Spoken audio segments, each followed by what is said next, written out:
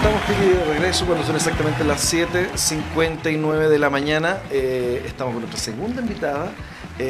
Pero importante nuestros invitados hoy, ¿eh? Oye, sí, no, y además que de primera fuente nos traen información que se viene, ¿cierto?, a nivel regional y por supuesto lo importante que son cada departamento y desconociéndonos. Hoy día vamos a hablar, está ya con nosotros Sofía Valenzuela Águila, como en la Seremi de Ciencias, Tecnología, Conocimiento e Innovación de la Macrozona Centro-Sur. Es el título completo, pero Seremi de Ciencias, ¿cierto? Seremi de Ciencias, para dejarlo corto. Sí, hola, buenos días. ¿Cómo están? Buenos días. Gracias ¿Cómo por la está, invitación. Sofía? Muy bien, gracias. Aquí estamos iniciando. ¿Cómo una han sido nueva semana. cuánto ya? ¿Casi 4 semanas? Más o menos.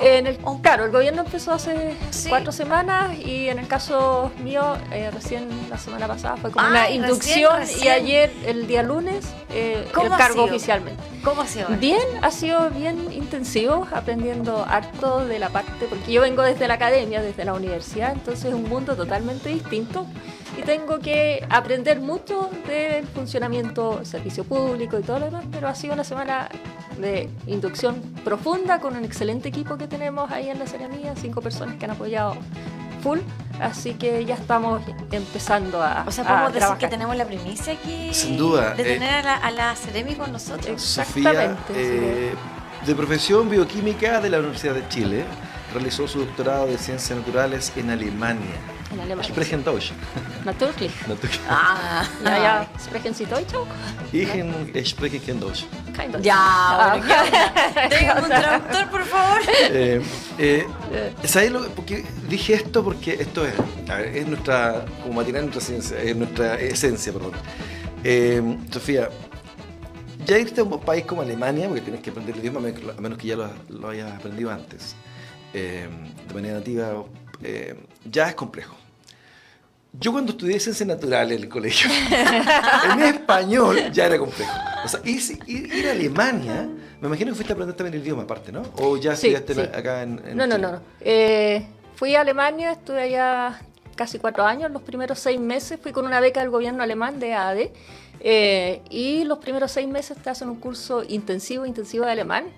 Obviamente antes de irme a Alemania hice un curso acá en Chile, pero la verdad es que llegué sabiendo solo mi nombre, vengo de, y se acabó, porque cuando uno hace un curso acá son 2-3 horas a la semana y el resto del día estás conversando en español, así Claro. que lo que se te queda es re poco. Es re poco, claro. Entonces, claro, en Alemania estuve 6 meses en un curso y teníamos que aprobar un nivel básico de alemán, así que Y era... en 6 meses aprendiste alemán.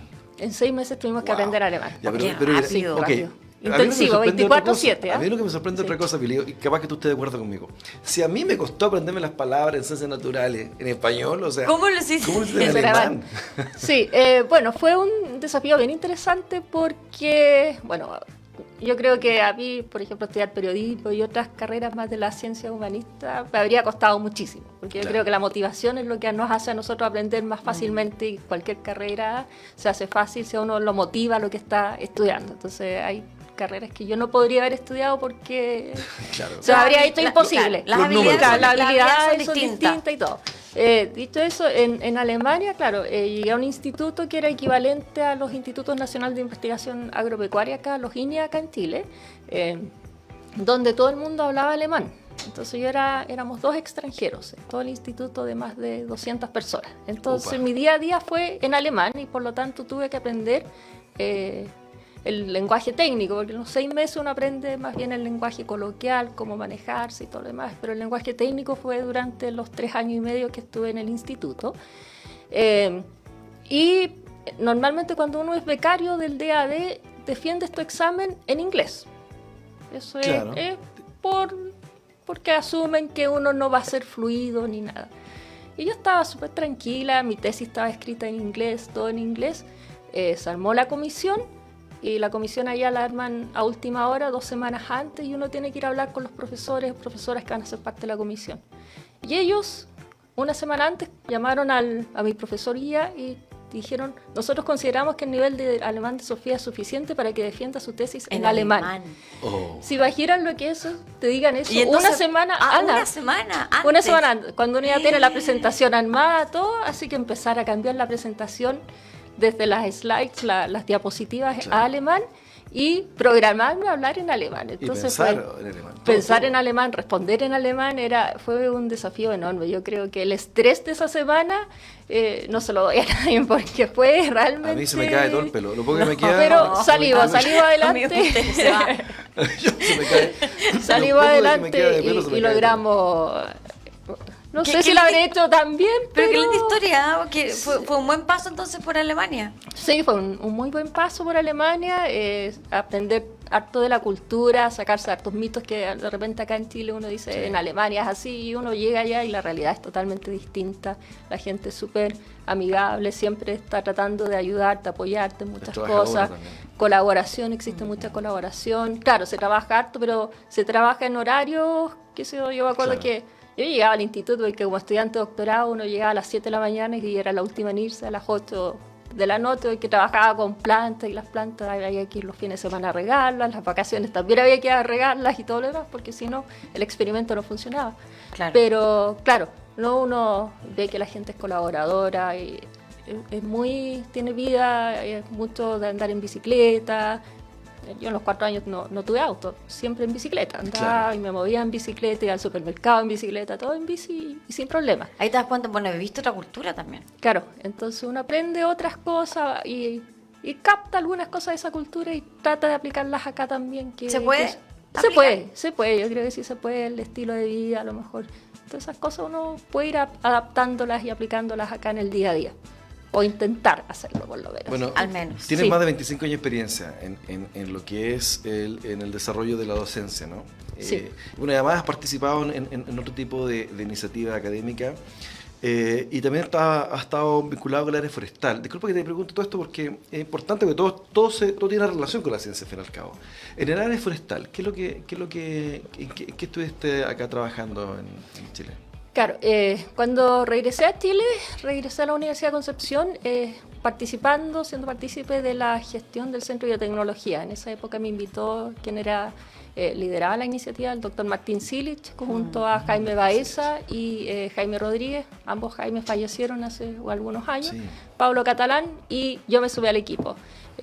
Y más en la parte técnica de la biotecnología. Entonces, en el ámbito en el cual yo había trabajado en Alemania, biotecnología de plantas, acá en la Universidad Concepción, Campus Concepción, lo más cercano era el ámbito forestal.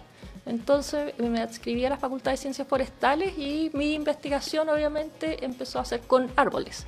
Y ahí empezamos a estudiar el ADN de los árboles, porque al igual que las personas, los árboles tienen ADN. Y nosotros podemos ver árboles como eucaliptus o pinos, que son los que usamos para producción de esta madera, del papel, de servilletas, de todo el material. Los vemos iguales, pero en realidad son distintos. Y son distintos y eso es lo que nosotros estudiamos, por ejemplo, por qué algunos árboles pueden, de eucaliptus o de pino, principalmente eucaliptus, pueden sobrevivir en condiciones de estrés hídrico, mientras que otros no. Entonces, ¿qué ventaja tiene esto? Si tú comprendes por qué tiene ese árbol distinto al otro en su ADN, lo que puedes hacer en el fondo es ir haciendo herramientas para seleccionarlos cuando son chiquititos y decir, ya, voy a destinar todos estos árboles a zonas de sequía, porque a pesar de la baja cantidad de agua, ellos van a ser capaces de seguir creciendo y producir igual cantidad de madera. ¿Eso qué impacto tiene? El impacto que va a tener que en el futuro yo no voy a tener que ir moviendo las plantaciones o desplazando otras superficies, sino que voy a poder usar tierras que hoy en día a lo mejor no se están utilizando porque tienen baja disponibilidad de agua.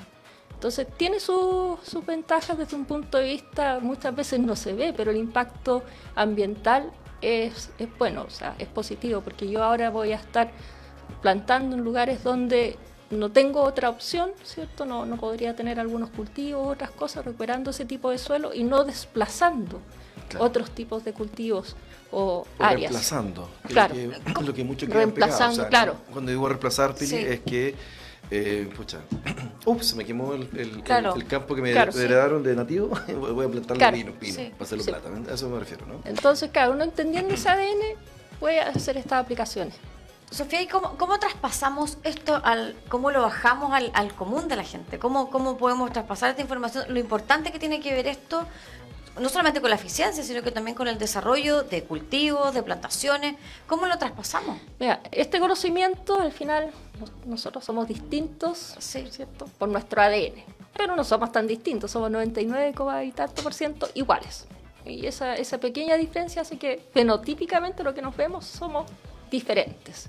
O nos creemos diferentes, ¿cierto? Pero físicamente somos distintos, ¿cierto?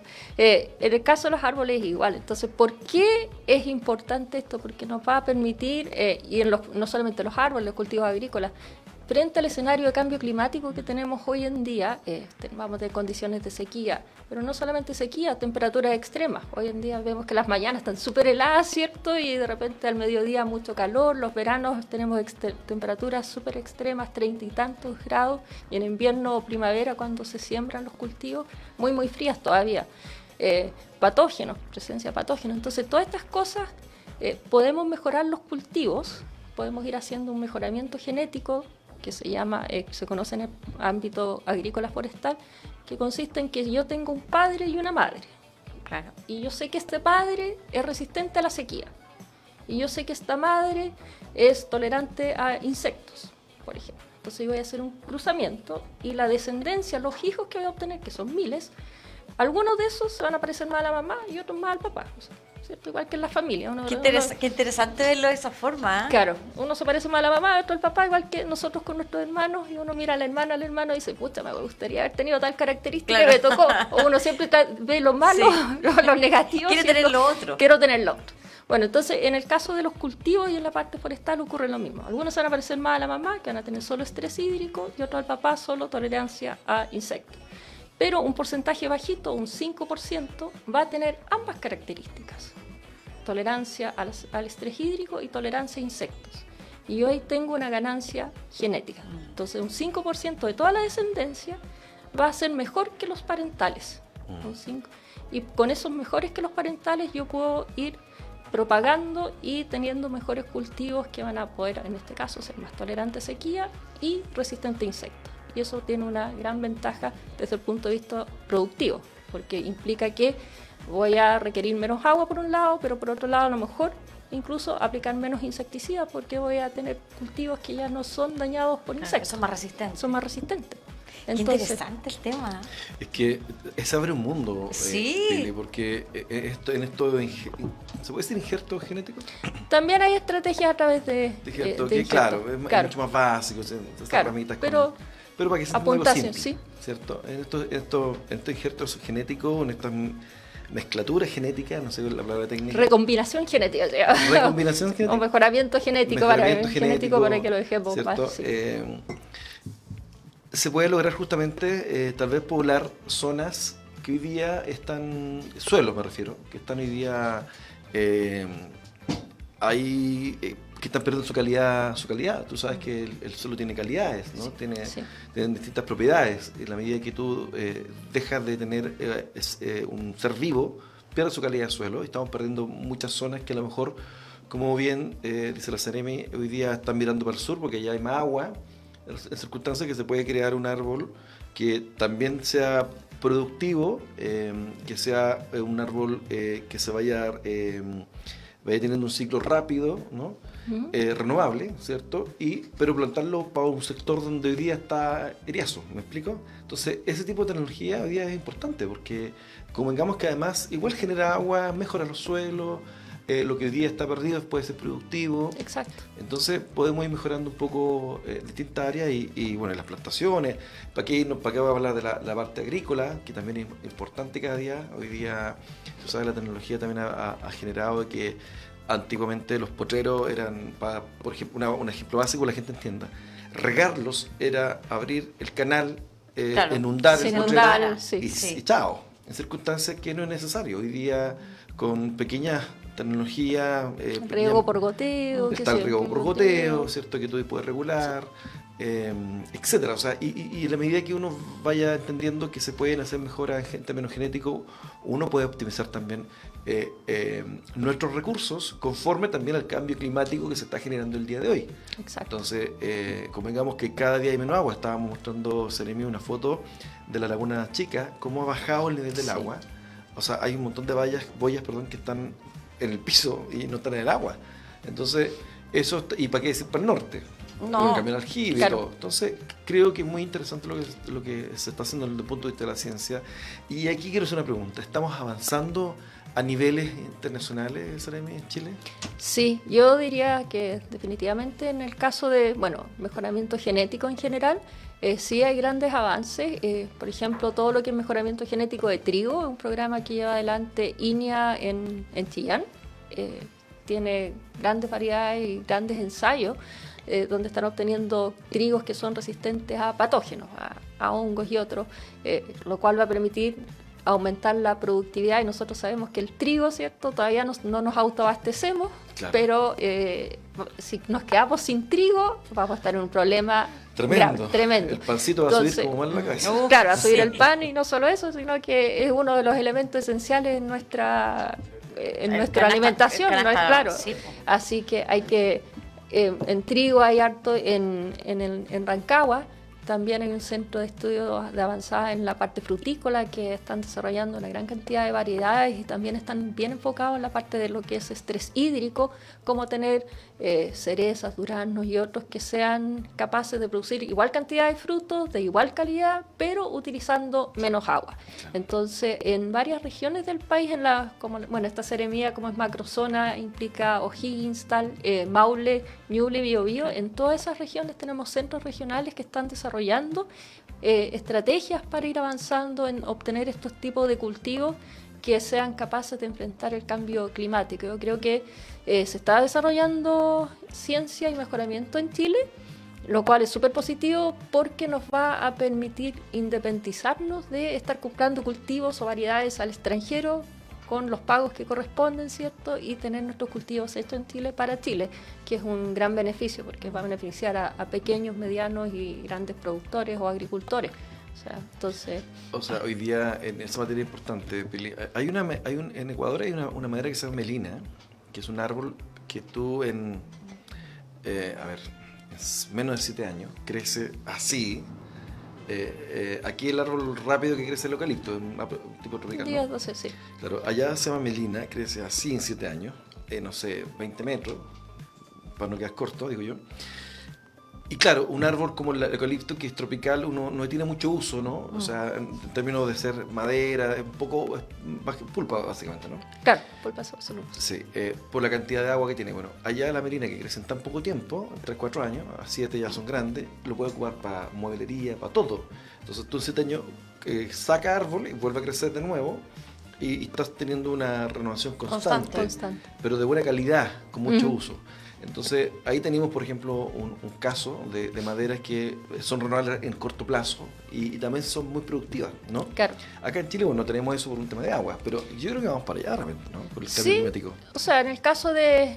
Aquí me gusta siempre diferenciar. Tenemos especies de uso comercial forestales, que serían eucalipto y pino, y luego tenemos todo lo que son árboles de nuestras especies nativas y bosque nativo. Claro. En el caso de las plantaciones para fines comerciales, ¿cierto? Sabemos que eucalipto especialmente para celulosa, pino para distintos tipos de madera, exportamos mucho celulosa y somos bastante competitivos como país aún, porque a pesar de todo este eucaliptus, el que tiene mejor calidad de pulpa para producción de papel y otros, incluso para textil hoy en día en Valdivia están Sí.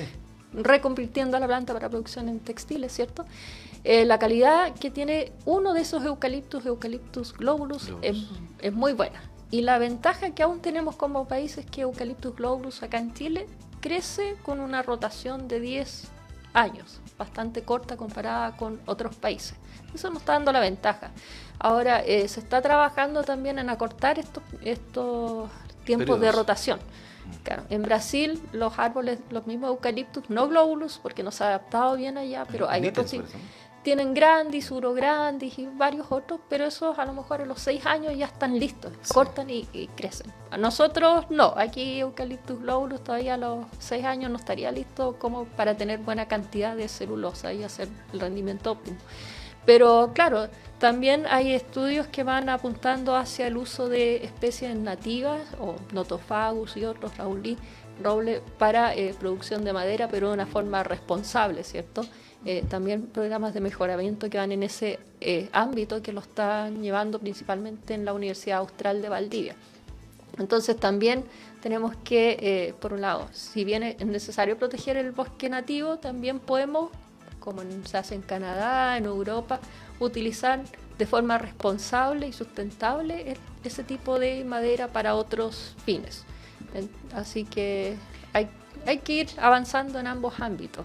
Y obviamente que las plantaciones comerciales nos permiten tener los productos que tanto requerimos en el día a día. Muchas veces uno dice, ya, pero las plantaciones, pero si no tuviese plantaciones no tendríamos papel, no tendríamos confort, no tendríamos servilletas, no tendríamos muebles, no tendríamos una serie de productos. Entonces tenemos que ponernos ahí, pero hacerlo de forma responsable, sustentable, ¿cierto? Y por eso estos programas también que apuntan a ello. Sofía, yo te quiero llevar un poquito a lo que conversamos cuando no estábamos al aire. Esto es una cartera relativamente nueva, nació el año 2019. Después, bueno, tuvimos 2 años de pandemia. Exacto. Me imagino que un poco retraídos, haciendo cosas. ¿Cuáles son los objetivos que tienen a un corto plazo, mediano plazo? ¿Y cuáles son las ideas con las que quieren trabajar? ¿O empezar a despegar ya con este nuevo ministerio? Claro, bueno, el Ministerio de Ciencia, Tecnología, Conocimiento e Innovación, ¿cierto? Bastante largo. El Ministerio de Ciencia nace, como bien dice, el año 2019. Se implementó casi acá, la Seremía partió en noviembre de 2019, post estallido social. Y les tocó justo tiempo de pandemia. Entonces estos 2 primeros años fueron principalmente instalación, ver cómo se va a ejecutar, cómo va a funcionar el ministerio. De hecho, es un ministerio que tiene 5 seremías, a diferencia de los otros que tienen una seremía por región. La idea es ir avanzando en seremías por regiones. Pero en estos 2 años de pandemia, al menos aquí a nivel de esta macrozona, se hicieron varias cosas. Se participó, por ejemplo, coordinando en el desarrollo de ventiladores mecánicos, en la época en que estábamos escasos de ventiladores. Se hizo un gran proyecto que se replicó después en distintas regiones, que fue la detección del virus, el SARS-CoV-2, en aguas residuales. ¿Cierto? Y eso salió acá desde Concepción. Eso salió acá desde Concepción, ¿cierto? Se hizo el piloto ahí, partimos donde estaban antes, en el Centro de Biotecnología, por los investigadores Cristian Gallardo y Homero Urrutia, y después ya se escaló financiamiento de gobiernos regionales, Ñuble, Biobío, y hoy en día se va a implementar un centro que se llama Centro Centinela, una Universidad Católica de la Santísima Concepción, liderado por el doctor Matías Jep. Entonces, para seguir con esta idea de ir en la detección de aguas residuales. Así que ese yo creo que fue como un gran hito desde el exactamente, y la ex Seremi Paulina Asman hizo un gran trabajo y ese fue replicado en distintas regiones del país. Entonces también recientemente, en conjunto con la UDT, en todo lo que es el reciclaje y reutilización de las no reutilización, pero reciclaje de las mascarillas, ¿cierto? Con los distintos puntos de colecta. Que también nació en Concepción. Claro, en la UDT. Entonces, se hicieron varias cosas relacionadas con la pandemia porque era la contingencia del momento. Dicho eso, hoy en día nosotros queremos empezar a avanzar en distintas perspectivas, ¿cierto? Una de ellas, y las principales y alineados con el gobierno del presidente Boric, obviamente, es la descentralización. Entonces nosotros, como Seremía, tenemos que preocuparnos de ir descentralizando no solamente los recursos y la ciencia que se hace en Santiago, porque actualmente más del 50% del presupuesto de ciencia y tecnología queda en Santiago. Entonces, y el resto se reparte en las otras regiones. Y siendo que Biobío y Valparaíso serían la segunda y tercera que capturan los recursos, pero muy distante del 50% que se queda, 50-51% que se queda en Santiago. Entonces tenemos que descentralizar desde Santiago estos recursos y tratar que se equiparen a nivel de las distintas regiones, cada una de las regiones que componen nuestro país. Pero también tenemos que tener ojo que esta descentralización ocurra también a nivel de macrozonas y también a nivel de regiones, porque muchas veces esos recursos que llegan a regiones llegan a las capitales regionales. ¿Y queremos que la ciencia solamente se quede en las capitales regionales? Yo creo que no es bueno para el país. Entonces, dicho eso, tenemos que empezar también a descentralizar que no solamente el gran presupuesto que se viene a Biobío quede en Concepción, pero también fluye hacia otras Se expanda, comunas. claro. Somos 33 comunas en la región del Biobío, entonces que se quede todo concentrado en una comuna no es bueno. Entonces tenemos que ver mecanismos en el cual podamos integrar, a lo mejor porque no hay universidades, pero hay centros tecnológicos y hay otras instancias en las cuales nosotros podríamos colaborar para que se desarrollen iniciativas científicas, tecnológicas, de conocimiento e innovación en las otras comunas de la región y de la macrozona, o sea, de O'Higgins, de Maule y de Ñuble, fortalecer eso. Entonces, esa es una de las primeras tareas que tenemos y va a ser en conversación tanto con los delegadas presidenciales como con los gobernadores regionales para ver cómo podemos ir avanzando en ese frente. Además, se han creado y se están implementando comités regionales de ciencia y tecnología. Acá en el Biobío ya está armado, ya sesionó una vez, tenemos una segunda sesión, creo que la próxima semana. En Maule se constituyó, no ha sesionado todavía, en O'Higgins y en Maule y en Ñuble todavía están ahí armándose. Y la idea también es que a través de estos comités regionales, que son presididos por los gobernadores o las gobernadoras regionales, se vayan tomando estrategias hacia dónde quiere ir la región en cuanto a ciencia. Y eso también va alineado con lo que se le presentó ayer por parte del ministro Flavio Salazar y la subsecretaria Carolina Gainza al presidente Boric, en que cada una de las regiones tenga un polo científico. Yo creo que es súper importante que vayamos viendo qué capacidades tenemos en cada una de las regiones y hacia dónde podemos ir desarrollando la ciencia. Y cuando hablamos de ciencia, claro, que no sea ciencia que uno piense en laboratorio, ingeniería, astronomía. Es que eso es como que lo que uno primero claro, piensa. Pero sí que sea ciencia, comunicación, ciencia de las comunicaciones, ciencia de las humanidades, el arte, la sociología, la psicología, la filosofía, también hacen ciencia, también son parte del desarrollo científico de nuestro país, pero muchas veces, o casi siempre, queda invisibilizado. Pero también tenemos que relevarlo. Así que esa es una tarea. Y la segunda, sí o sí, que una bandera de lucha que siempre he tenido, es visibilizar más el rol de las mujeres o las investigadoras en la ciencia. Que es poco, ¿ah? Es poco. Y que en la historia de la humanidad hay muchas que han hecho grandes trabajos a nivel mundial.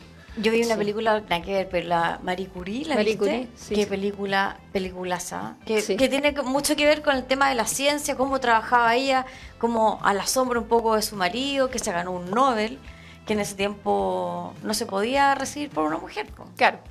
Qué bueno Ahí. cambiar un poco la cara al tema científico. Sí, tenemos que tener más mujeres empoderadas y visibilizadas, porque si vemos que hay mujeres en ciencia, va a inspirar a que más niños y adolescentes se motiven y sigan el camino científico. La relación en alumnos entre hombre y mujer en distintos géneros, ¿cuál era más o menos en tu época, Sofía? No sé, en un curso era parejo, era de 20, era 10 y 10, era... O sea, 5-15, ¿cómo era la...? cuando yo ingresé a la universidad hace un tiempo atrás, era un tercio mujeres a bioquímica en la Chile, éramos un tercio mujeres y 2 tercios hombres. Terminamos la carrera de los 30 a 10, porque había, varios desertaban, otros se iban, no sé, pero... muy cabezona la carrera, ¿no? No creo, yo creo que algunos se fueron a otras cosas, se cambiaron de carrera, pero de los 10 terminamos 3 mujeres y 7 hombres en esa época. ¿Se mantuvo la proporción? Se mantuvo más o menos la proporción. Hoy en día está más equitativo, ¿cierto? El ingreso, si tomamos el promedio a nivel nacional, el ingreso de mujeres y hombres a carreras universitarias es prácticamente igual. Hay una excepción obviamente en las carreras que son más matemáticas, donde hay el ingreso de hombres es casi un 80% y un 20% de mujeres. Ahí en las más matemáticas puras, Claro. ahí todavía falta mucho que hacer. Pero en general, si sacamos los promedios, es 50 y 50. Y terminan la carrera, normalmente las mujeres terminamos las carreras antes que los hombres, nos demoramos menos. Que son más aplicadas, nosotros somos medio No sé. desordenados. Son más desordenados, no sé, pero terminamos en menos tiempo y el egreso también anda más o menos parecido. ¿Dónde viene la diferencia después cuando uno quiere hacer estudio posgrado para dedicarse a la investigación? Tienes que hacer un doctorado o un magíster o ambos. Claro. Y ahí es donde empezamos con una pirámide que no hay todo forma llega de, a claro. ¿En de serio? revertirla. De Sí. revertirla. No ha habido forma, porque se asumen una serie de factores. Por un lado, se culpa, pero no es exclusiva la maternidad, que normalmente uno termina la carrera a los 20, 25 años, el magíster lo parte con esa edad, o el doctorado, y entre medio, entre los 25 y los 30, algunas mujeres deciden ser madres y... Claro, eso les retrasa y hace que se demoren un poquito más porque también falta corresponsabilidad, ¿cierto? O sea, no... Sí, exacto. Claro, el hijo es de Es dos para los personas, dos lados. es para los dos lados. Sí, Entonces, po. pero muchas veces son las mujeres y es una realidad incluso en la academia. Entonces, eso hace que en los magísteres y en los doctorados muchas mujeres a lo mejor a veces desertan al final porque tienen 1 o 2 hijos y ya se les complica entre ir a hacer todas las labores que están asociadas, pero no debiesen estar asociadas solo a un género, y van desertando. Y eso hace que en esta pirámide sea así y que normalmente el número de investigadores sea mayor que el número de investigadoras, pero en especial que como ellos tienen más tiempo pueden dedicarse más a la investigación y tienen los indicadores que nosotros llamamos, que son publicaciones, proyectos. Entonces, actualmente solo 1/3 de las investigaciones que se hacen en Chile son lideradas por mujeres. 1/3. Es poquito, ¿ah? Es poquito. Y eso tenemos que acortar esa brecha. Tenemos que dar al 50%, sea como sea, pero que un 50% que sea efectivo y que no sea solo nominativo de papel. Falta mucho para avanzar en esa brecha. Hay que acortarla, sí o sí. Sofía Valenzuela, te queremos agradecer que hayas estado con nosotros el día de hoy, que hayas aceptado la invitación temprano, ¿no? Un poquito temprano, Sí. Sí, Sí. se madruga, pero... ¿Se madruga? Sí. No, pero bien. Y que haya estado con nosotros en el matinal. Bueno, estamos hoy día, saludamos a la gente que está conectada, la hemos dejado un poquito abandonada, tenemos gente en Facebook.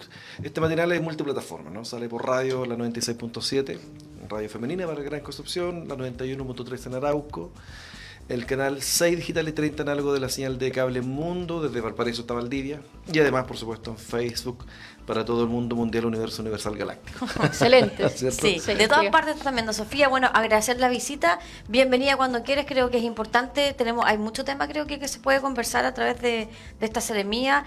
Los proyectos que tengan también que puedan contar y contárselo a la comunidad, por supuesto, las puertas abiertas.